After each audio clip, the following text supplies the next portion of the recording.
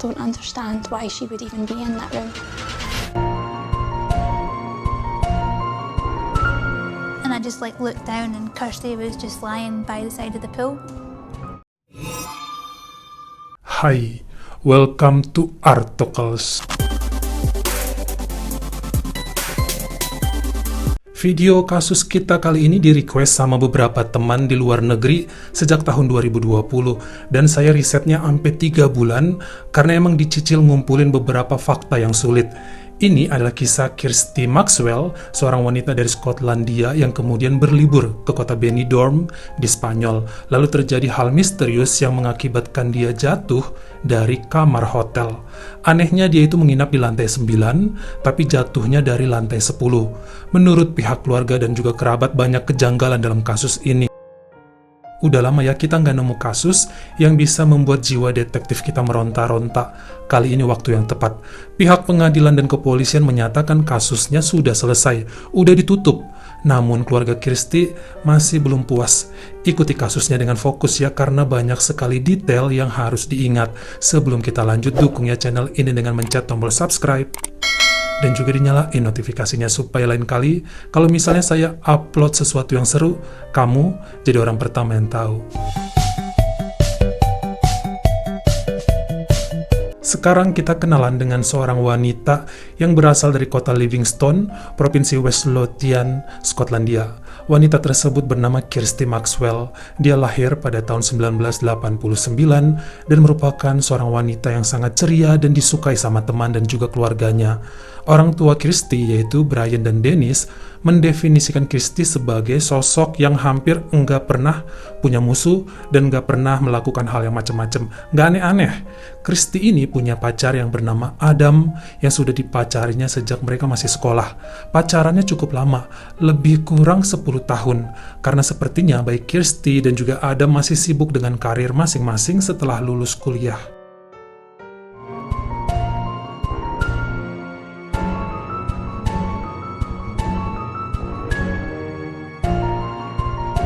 Setelah berpacaran kurang lebih 10 tahun, akhirnya Kirsty dan Adam Maxwell menikah pada September 2016. Saat itu usia mereka sama-sama 27 tahun. Pernikahannya cukup meriah di Cyprus. Pasangan ini kelihatannya sangat menikmati pernikahan mereka dan sangat bahagia. Kirsty juga punya sahabat yang bernama Caroline. Nah, ternyata pada bulan Mei 2017, rencananya si Caroline ini akan segera menikah. Sebulan sebelum pernikahan Caroline, dia mengajak semua sahabatnya untuk melakukan pesta lajang. Jadi biasa ya mereka melakukan hal tersebut sebagai bentuk pesta kebebasan terakhir sebagai seorang single. Nah, Caroline ini mengadakan pesta lajang di luar negeri, yaitu di kota Benidorm yang ada di Spanyol. Tidak terkecuali Caroline juga mengajak Kirsty Maxwell. Sedikit cerita tentang kota Benidorm di Spanyol tersebut. Ini adalah kota yang biasanya didatangi oleh wisatawan dari Inggris dan juga Skotlandia. Kota ini juga terkenal dengan pantainya yang indah, hiburan malamnya yang sangat seru dan gemerlap, bahkan untuk harga kamar hotel dan beberapa tempat wisata sangat terjangkau di sini. Bagi orang Inggris dan Skotlandia, kota ini tuh udah kayak rumah sendiri. Mereka nongkrong di jalanan atau minum di bar, pasti ketemunya sesama turis Inggris dan Skotland. Dan mereka juga udah ngerasa aman di sana. Termasuk Caroline yang udah sering ke Benidorm di Spanyol buat liburan. Makanya dia memilih tempat ini untuk pesta lajangnya bersama 19 orang temannya.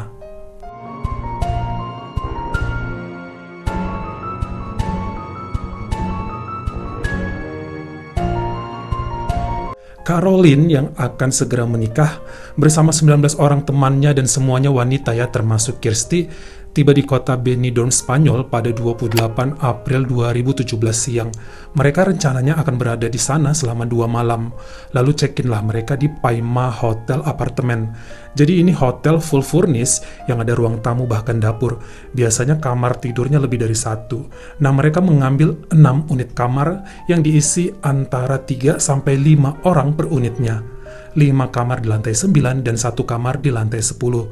Perhatikan ya denah ini, Kirsty bersama 2 teman lainnya tinggal di kamar 9A. Sementara kamar 9B, 9C, 9D, dan 9E diisi teman lainnya. Caroline yang akan segera menikah berada di kamar 10D bersama 2 rekan lainnya. Pesta pun akan segera dilaksanakan, bukan di kamar hotel, melainkan di bar hotel yang letaknya ada di samping. 20 wanita cantik yang siap untuk bersenang-senang, bahkan udah pada pakai kaos pink seragam.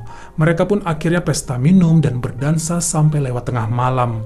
Diketahui para wanita tersebut juga katanya mengkonsumsi obat-obatan, sampai sebagian pada mulai mabuk di bar dan berdansa seru-seruan. Ketika udah lewat tengah malam sekitar jam 2 pagi nih, udah masuk tanggal 29 April 2017, kelihatannya pesta tersebut tidak menunjukkan bakal berhenti.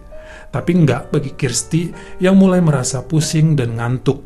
Mungkin dia kebanyakan minum atau memang kelelahan. Akhirnya Kirsty bersama 2 teman lainnya pulang duluan dari bar menuju ke hotel.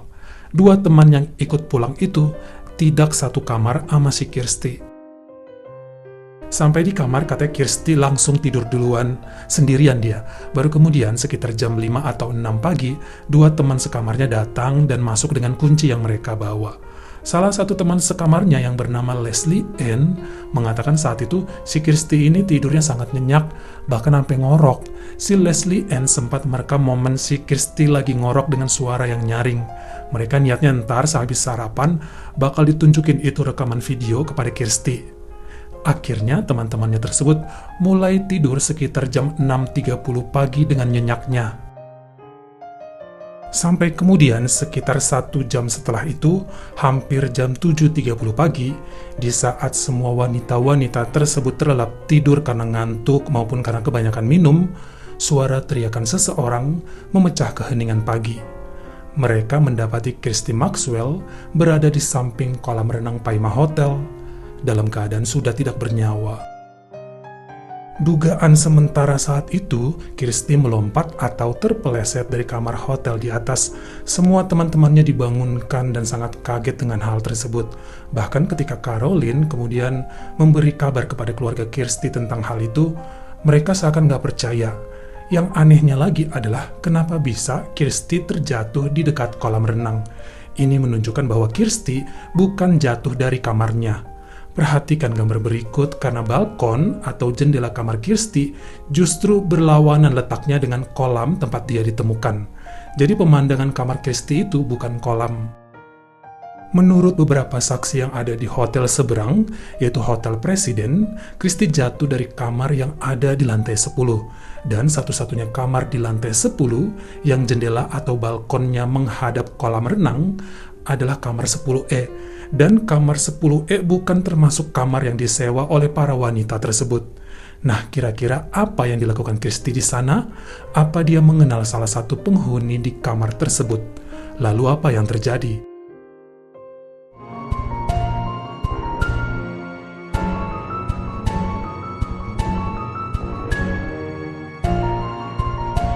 Menurut penyelidikan yang dilakukan oleh pihak kepolisian di Benidorm, Spanyol, saat itu memang benar bahwa Kirsty jatuh dari lantai 10 hotel tersebut, tepatnya dari kamar 10E.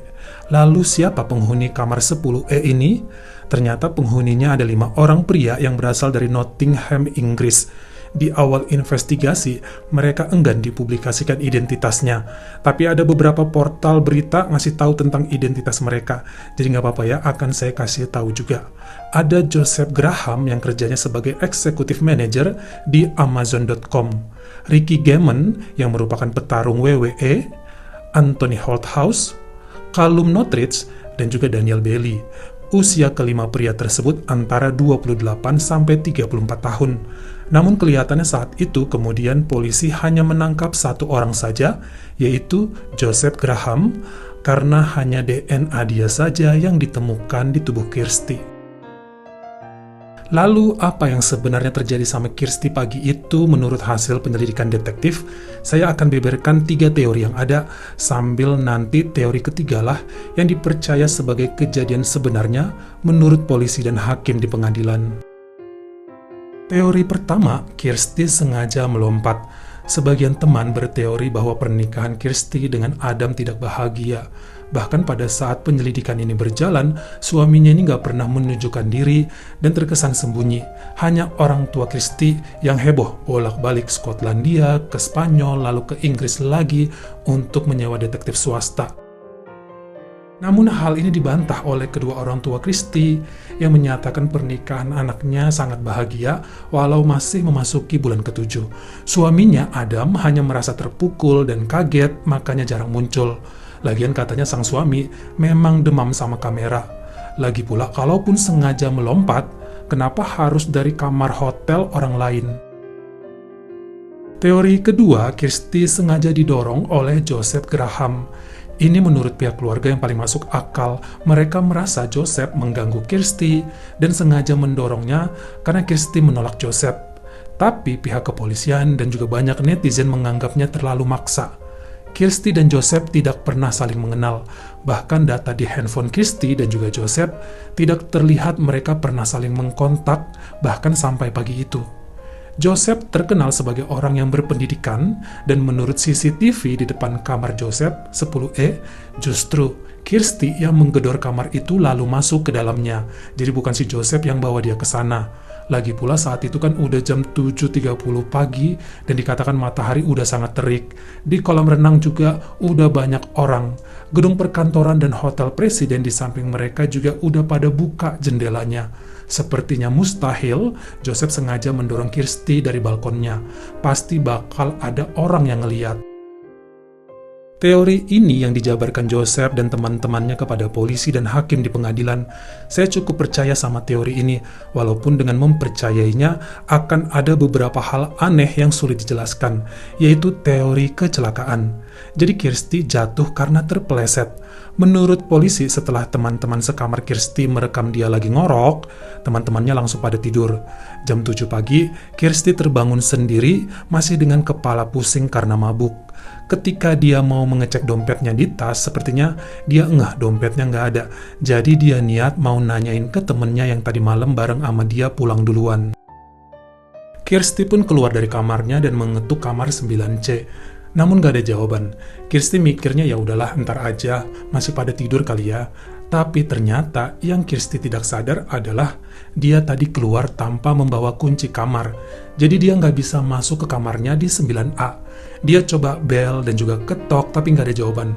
Akhirnya, dia coba bel dan ketok kamar 9B, mikirnya kalau ada yang bukain, dia akan tidur di situ dulu, karena kepalanya masih pusing dan dia juga sangat ngantuk. Kamar 9B juga nggak ada yang bukain. Hal yang sama dia lakukan terhadap semua kamar. Jadi 9C, 9D, 9E, bahkan 10D di atas. Saya info ya sekali lagi bahwa semua wanita ini rata-rata minum banyak alkohol dan juga mengkonsumsi obat-obatan. Apalagi hampir semuanya balik ke hotel itu dari bar setelah jam 5 pagi. Jadi sepertinya mereka memang tertidur pulas.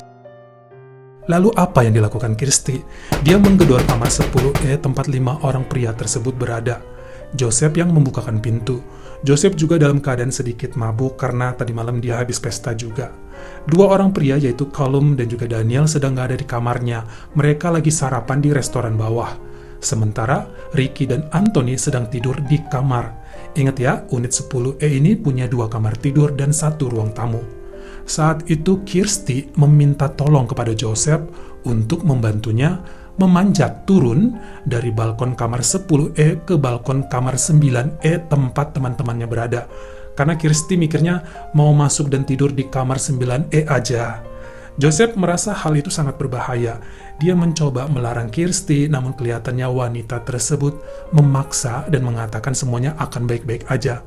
Walaupun sempat menarik tubuh Christy yang mencoba memanjat turun, akhirnya Joseph cuek karena kepalanya sakit.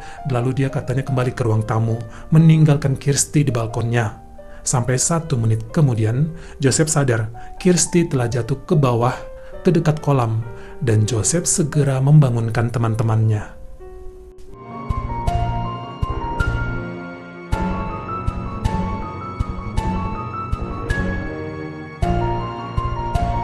Sepertinya hakim dan juri percaya terhadap apa yang dijabarkan sama Joseph, karena memang di tubuh si Christy ini nggak ditemukan luka akibat penyerangan orang lain. Joseph Graham akhirnya dibebaskan. Bahkan pihak kepolisian yang sempat mewawancarai 4 pria lainnya juga mengatakan mereka sepertinya nggak tahu bahwa Kirsty masuk ke kamar mereka saat itu. Kesaksian dari beberapa tamu yang ada di Hotel Presiden di seberang Hotel Paima juga mengatakan saat itu hanya melihat Kirsty sendirian di balkon lantai 10. Makanya pengadilan memutuskan bahwa ini merupakan kecelakaan. Setelahnya, 19 wanita yang ada pulang kembali ke Skotlandia tanpa Kirsty. Tapi pihak keluarga merasa tidak puas dengan keputusan ini. Apalagi ternyata pihak hotel itu nggak mau ngasih tunjuk rekaman CCTV yang membuktikan bahwa Kirsty terkunci di luar kamarnya, bahwa dia gedor semua kamar-kamar temennya. Hanya CCTV saat dia gedor kamar Joseph yang ada. Sampai akhirnya pihak keluarga dan teman-teman membuka penggalangan dana yang digunakan untuk membayar seorang detektif terkenal yang bernama David Swindle. Menurut penemuan yang didapat David, sangat aneh jika pihak hotel tidak mau memberikan seutuhnya rekaman CCTV kepada pengadilan. Selain itu, ternyata pihak kepolisian tidak mewawancarai banyak saksi. Salah satunya adalah tamu di kamar 10A yang katanya sempat mengintip dari lubang pintu saat dia mendengar gedoran di pintu kamar 10E. So you get on the case. What's your first steps? The Spanish police hadn't interviewed all witnesses, so there's been no independent witnesses interviewed by the Spanish authorities. Selain itu, detektif David juga mengatakan bahwa walaupun di tubuhnya tidak ada bekas luka penyerangan, di celana Kirsty ditemukan bekas sobekan yang dipaksa. Dan jika menurut polisi saat ditemukan tubuh Kirsty mengandung kadar alkohol 3 kali lebih tinggi dari yang sewajarnya, kenapa saat terlihat di CCTV mau masuk kamar sehabis dari bar, Kirsty seperti tidak menunjukkan gejala orang sedang mabuk. Dan walaupun sudah mengajukan penyelidikan lanjutan kepada pengadilan di Spanyol sejak tahun 2018 ya, suara mereka itu nggak pernah didengar. Polisi di Spanyol menyatakan telah menutup kasusnya. Namun, menurut info yang saya dapat per Januari 2021, pihak pengadilan membuka lagi kasus ini. Mereka janji akan menyelidiki ulang untuk mencari bukti dan juga saksi baru guna memperkuat peristiwa ini kalau emang benar ada unsur kejahatan. Walaupun karena pandemi semuanya masih diundur katanya. Kita doakan aja hasil yang sebenarnya bakal terungkap. Ya kalau saya pribadi sih percaya Kirsty ini terpeleset jatuh saat mencoba masuk ke kamar temannya, turun dari balkon ke balkon. Bagaimana menurut kamu? Apa mikirnya ini memang kecelakaan murni atas kesalahan Kirsty sendiri? Atau memang ada unsur kejahatan dalam kasus ini? Teori mana nih yang kamu percaya? Kamu komen di bawah. Kalau kamu suka sama video ini, jangan lupa ya klik like dan juga tombol share-nya. Buat yang baru pertama kali mampir atau udah sering mampir tapi belum berlangganan, jangan lupa klik dulu tombol subscribe. Dan juga dinyalain notifikasinya supaya lain kali kalau misalnya saya upload video baru, kamu jadi orang pertama yang tahu. Follow juga Instagram saya jika berkenan di Artokels S-nya 2, dan jangan lupa untuk nontonin semua video saya yang lainnya. Tetap jaga kesehatan dan tetap berbuat baik. Terima kasih.